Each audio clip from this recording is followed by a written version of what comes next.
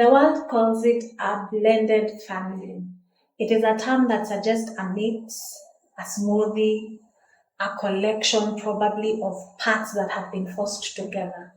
But for many of us watching, it doesn't really feel so smooth, right? It doesn't feel like a smooth blend. It feels like a collision. It feels like it is his children and my children. It looks like the past and the present. But today, we are moving beyond blended. We are looking for a compromise, and the compromise we are looking for is unity. Because if your marriage is a battleground, your children are the ones living in the trenches. Today, I'm challenging you to stop surviving in your family dynamics and you begin to architecture a legacy that will last for generations. My name is Marian Mikali, and this is Love and Truth. Let's go to the video. It's gonna be amazing, guys. It's gonna be lit, okay? 20.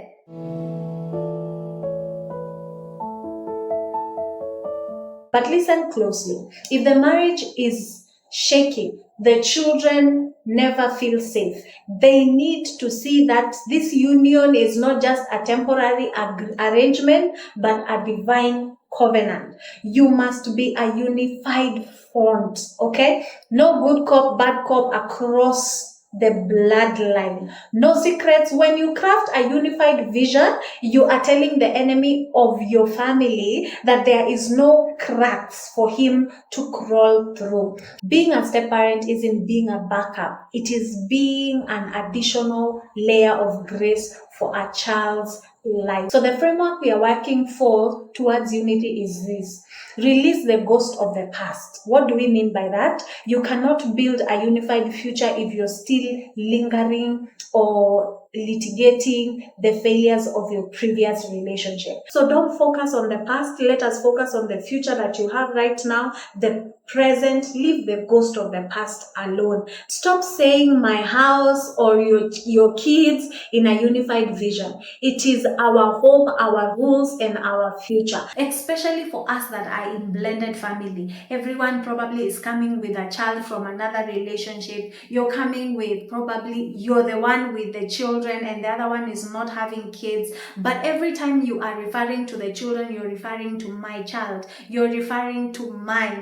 It is about you. If you're coming with a child from whatever situation that you're coming from and you find yourself in a relationship that you want to work with and you want to unify it, please stop calling the child yours, okay? The minute you agreed to marry this person who is either your now spouse as a man or as a woman, then you decided that, by the way, you know what, I'm allowing him to also be part of the child. So now the child stops being a my child to our child, okay? That is very important. And I know that probably when you're talking about it, especially for people who are the ones who are the parents, okay? Leave the step alone. Now the parent who bore the child tend to use my a lot because you feel like they are part of your identity, that it is true that I bore the child, and you feel very intentional about it even when you're saying my, because I think you're also trying to put boundaries and trying to show this person, listen, you will not beat my child in this roof, okay? We will get your children when I conceive, but my child, leave my child alone. And please observe, when you have that mentality and mindset, and when you put boundaries for your spouse, for example, if you're a woman who is coming with these children in a relationship and the man now is there and you're ever telling them my, you will find that the man will always, one, either hate the child, two, just be like absent when the child is concerned, because at the end of the day, see, it's your child, deal with him. So you see, we are losing it. The unified bit of unity that we are working towards, of us becoming one, dies. So you need to stop the our, my, my child language. Okay, I know some of you have gone through maybe a very abusive relationship, and the child saw you go through that, and even them, they were wishing that you step out. Funny enough, if you didn't know. So now that you've come and you found someone who loves you and you've introduced the child, please don't force them to call that person daddy. Let it come willingly, let it come naturally, and of course encourage them. Tell them that this is the person now who will be the head of the home. They are my husband, they are my wife, respect them, you know, all those things that you need to do, but don't enforce. Because at the end of the day, remember, you are the one who loved this person. The child did not love that person. The child has no obligation to love that person. But of course, you know, when you live with someone, whether you like it or not, if they are a good person, naturally you warm up to them with time. So allow them to be themselves. Allow them to call the person that you're bringing into their lives however they feel like it. But children that are listening to me, especially those ones of you that are mature enough, please do not insult the person your father or your mother has loved, okay? It is also a point. Remember, they are human beings just like you are. If you hurt them every now and then you provoke them to anger. When they're angry, because they have probably power over you, they are probably the ones helping your mom to educate you or your father to educate you. They're the ones who are supposed to do 1, 2, 3 things for you. So if you anger them, tell me for sure, if it were you, would you like just willingly give, willingly love, if the person that you're loving is rejecting you, is showing you attitude, is doing all these things that a lot of us children do? Okay, yeah. Ponder on that and then rephrase, okay? But for parents who are the ones who are coming in and probably your children are younger, as much as they're rebellious, please always pray for them. Pray for their hearts. Pray for them to love one another. Pray for them to understand, because at the end of the day, you need to sit them down, especially when they're a bit older, and explain everything. They need to know so that it is easier for them even to interact and to know how to behave around the family, okay? There's what they learned from your previous relationship. Probably you had different rules. Probably it was freestyle there, but now you have decided, you know what, in our new marriage, we're going to have rules. We're going to have all those things. Don't just be a bit too understanding, because at the end of the day, it's a home that you're building, a family that you're building. So make sure you sit them down and tell them, you know, moving forward, these are the new rules. I know it's gonna be a bit difficult for you, but please oblige, because now this is what we are following, and just make sure that every other time you walk them in that journey of understanding and accepting. Why are we doing this? Why do we put in the hard work of therapy, the difficult conversations, and the constant forgiveness? That child that is now what you are calling a stepchild is going to bear you grandchildren, and you need to teach and equip them early and give them values that they can actually teach your grandchildren. So I have an exercise for us to do. I want you and your spouse to sit down tonight, okay, and write a family manifesto, not a list like chores the way we do them or just a bucket list, but a list of values. I want to speak to those of you that are watching this and thinking, it's too late. The bitterness is too deep. My spouse isn't on board with probably this that we're talking about. I am here to tell you that unity starts with one heart of surrender. So if you are the one who will gonna surrender, then that's a good sign to begin with. You cannot control your spouse or your ex, but you can control the atmosphere you carry. God is a restorer of broken walls. If you are tired of the division, let today be the day you stop defending your right to be angry and start fighting for your family's right to be whole. And why am I saying this? I know of couples that are struggling with step parenting. Yeah, someone is coming in with the children and they are using the language we talked about that we need to stop. They're talking a lot about my children, my child. So even when they are talking to you and probably telling you, don't shout. For example, I'm a lady and I came to the relationship with a child or 2 or 3. I don't know. It depends with your relationship. But every time I see that you're doing something wrong, probably there are values that I used to value and I have been teaching my children. And now you being my new husband, you are changing that or you're doing it the wrong way. I will come and tell you, you know what? I don't like the way you talk to my children. I need you to change 1, 2, 3 things about my child. I have raised them this way. My children need to grow and be this way. Listen to me speak.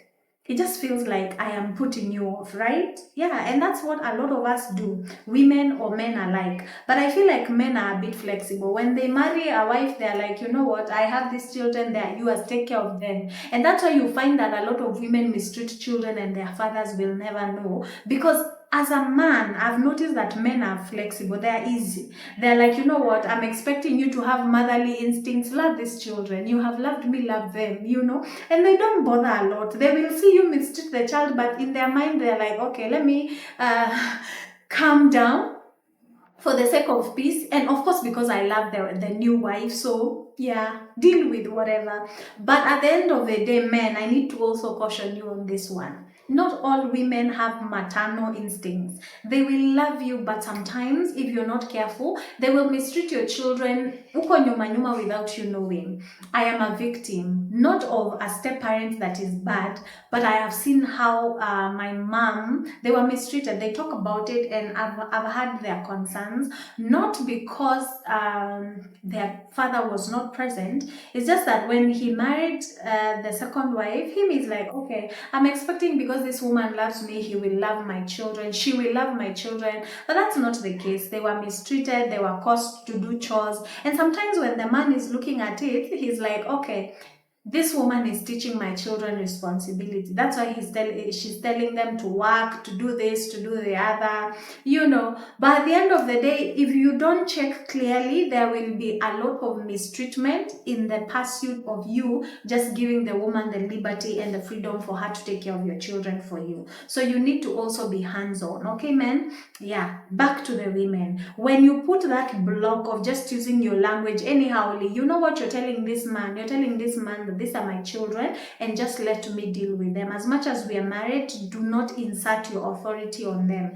And majority of men, because they want peace at the end of the day, and they're like, you know what, it's not my child, they will leave you to struggle alone with your child. Of course, when things are bad, they will tell you, look at your child, or this and that. And some men will continue to support you financially to take care of your children, but you will find that when it comes to leadership and just them being authoritative in terms of just being present, as leaders to those children, there's a thin line between them exerting their authority as the fathers of the home. But when it comes to your child, you will find that they are a bit shaky, because of course you have already shown them that these are my child, yada yada, don't talk to my children this way and all that. So you are the one causing disunity. So when I'm talking about those one who are thinking that, you know what, probably that is how I have been living, that is how I have been talking, listen, there is hope. You need to just surrender and be like, you know what, my husband, I have been doing this the wrong way, right?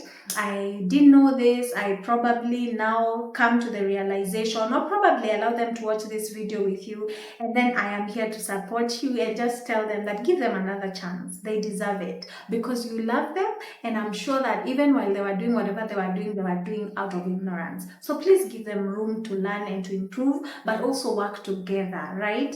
It's not easy for them to just immediately stop saying my child, but it can be possible if you work together and just decide, you know what, it's going to be hard for me as a woman to decide that I'm not going to mention my children all the time, because I now understand that they are not mine, they are ours. But even once in a while when I make my speech, probably out of anger, because when you're angry, you don't think properly, you just speak.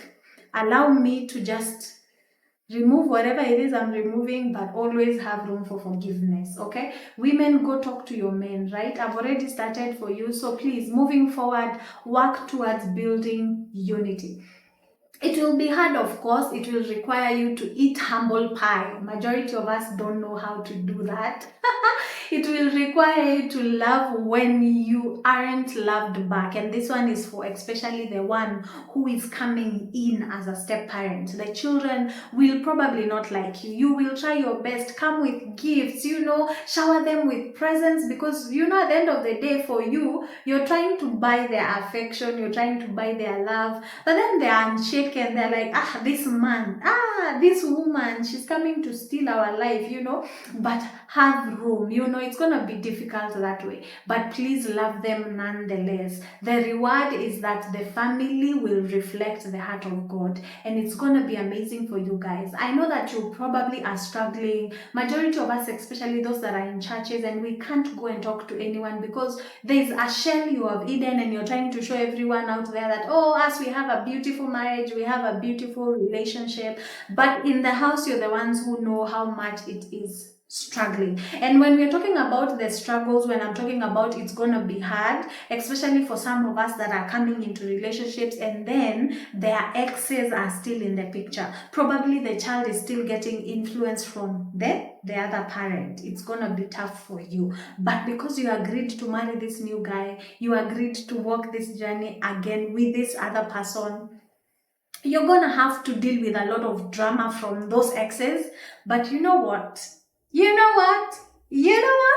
Pray that God gives you wisdom. Wisdom to handle not just that ex who is dramatic, but also on how to set healthy boundaries for your home. Okay? Beyond Blended is a place of peace. It is a place where the step becomes a solid rock. I have watched Fashionable Stepmom. I know that probably for them it's content creation. She might probably come online and show us how she's an amazing stepmom or something, but I know that it wasn't easy for her, especially probably when she was being introduced as the stepmother for the children. She has embraced the name, she has embraced the title, she actually calls herself the fashionable stepmom. And I know there's a video I watched at some point in my life, right now I don't watch a lot of her content because I'm now busy with my own, but when I was watching her, she was talking about how she was receiving a lot of criticism and judgment from especially people who are outside the relationship. Number one, she's marrying someone a bit older than her,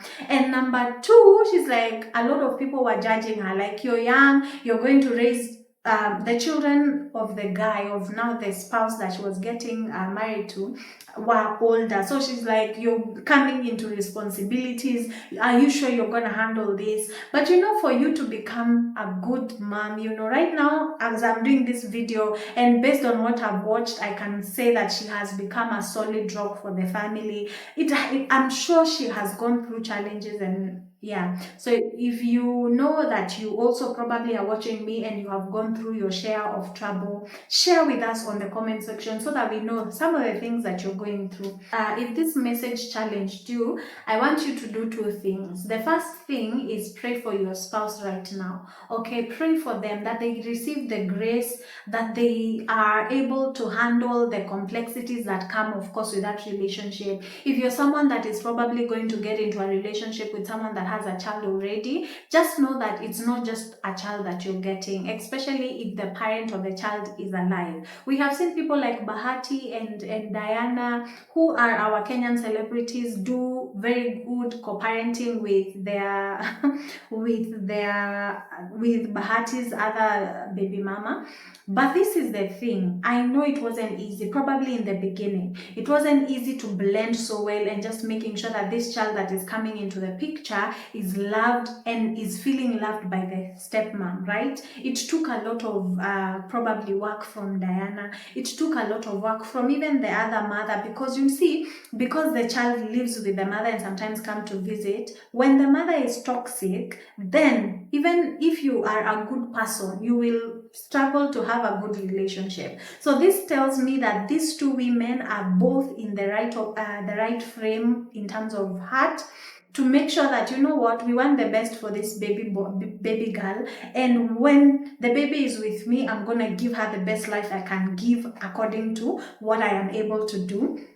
And when they come now, the baby to the father who has another wife is like, me, we're gonna give her the best when she comes here because she's a part of this family. And for that, you just also make sure that the children that we bear, aside from now the child who is coming from different parents, is that they know that this is their sister. And of course, that will require a lot of work. Children will ask questions, but make sure that the answers are meaningful and they are weighty and they are substantial, because they will want to know. Okay, so pray for your pray for your spouse. The second thing I want you to do is also share this with a family that is struggling to find their footing. Why? Because I am talking about some of the things that probably they need to work on. I know I haven't touched on a lot. I know that step parenting comes also with step in-laws and all these things. Everything is broad, especially for the children, because the children are dealing with a lot. Me being a stepchild, oh my God, it's not easy. It's not easy. You have to be faithful. You feel like there's loyalty that is being divided somewhere. You feel you want to be loyal to your father, but then you want to be loyal to your mom. You want to be loyal to who she has gotten and she has married. You feel like you have attachment with that family that you're coming from, you know, your father's side. You feel like you need to be faithful with your mother's side and loyal with them. It is a confusing place to be as a child. And you need parents who are mature enough to actually see that as children we struggle. It's not easy. You will bring a person that probably will look good, like picture perfect, but do you know children do not give loyalty to perfect people? They understand that that is my dad, irrespective of his flaws. You will find that others will go and look for their parents, as much as probably muliachana, you hate that particular person, you have always told them how bad that man was, how he was beating you, and sometimes they have even seen, but you will find them going when they're successful, especially if you refused for them to go and look for that partner. They will go and look for their parents once they're successful, because now they want to see, there's just that longing of knowing that this person, as much as he's a bad person, he loves me, you know, and all those things. So please just be in a place where you're understanding and love this child irregardless. When they're going to look for their father or their mother, they're not doing it because they don't value you or they don't value the spouse that you're with. It's just that there's a void. Remember, blood is thicker than water. They have who they know is their father. I said kids that are older know that by the way, I know my father. I know, as much as I don't know his name, I know I have another father and it's not you. I might have accorded you the respect and gave you the name father. You have probably worked towards it. We have been close. We have opened up and now we are best of friends. But there's that longing of, would this also be something that probably would be possible with my father? You know, because that was now what I was going through. When now I formed a bond with my stepfather, I was like, I can actually have another interesting, intimate, deeper bond with my biological father. Not that my father was lacking, my stepfather was lacking in anything. It's just that I just felt like I have a father that I need to know and get close to. So I know that it's weird, especially if you're not in that position, but allow your children to have room to just think, yeah, and decide for themselves. So, I'm your host today, reminding you truth without love is harsh, but love without truth is a lie. Walk in both, okay? We'll see you on the next video. My name is Marian Mikali, and this is Love and Truth. Bye-bye.